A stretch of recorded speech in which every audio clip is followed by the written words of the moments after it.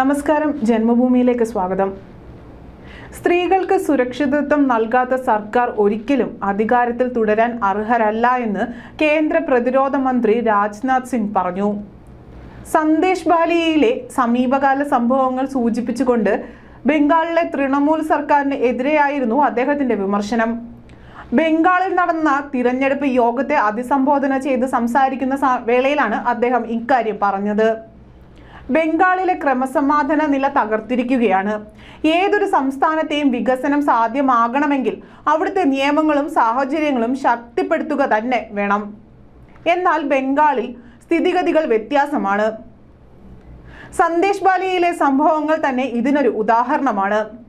സ്ത്രീകൾക്ക് സുരക്ഷിതത്വം സംഭവിച്ചിട്ടില്ലാത്ത സർക്കാർ ഒരിക്കലും അധികാരത്തിൽ തുടരരുത്. ഇക്കുറി ലോക്സഭാ തിരഞ്ഞെടുപ്പിൽ തൃണമൂൽ കോൺഗ്രസിനെയും CPM-നെയും ജനങ്ങൾ തുടച്ചു നീക്കണം. വരുന്ന നിയമസഭാ തിരഞ്ഞെടുപ്പ് തൃണമൂൽ കോൺഗ്രസിന്റെ അവസാനമാകും.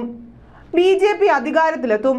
ബംഗാളിൽ എല്ലാ വിഭാഗം ജനങ്ങളും അവഗണന നേരിട്ടുകൊണ്ടിരിക്കുകയാണെന്നും അദ്ദേഹം പറഞ്ഞു.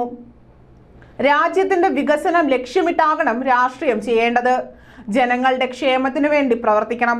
എന്നാൽ മമതാ ബാനർജിയുടെ ഭരണം അതിൽ നിന്നൊക്കെ വ്യത്യസ്തമാണ്. ജനങ്ങളെ ഭിന്നിപ്പിച്ച് ഭരിക്കാനാണ് അവർ ശ്രമിച്ചുകൊണ്ടിരിക്കുന്നത്.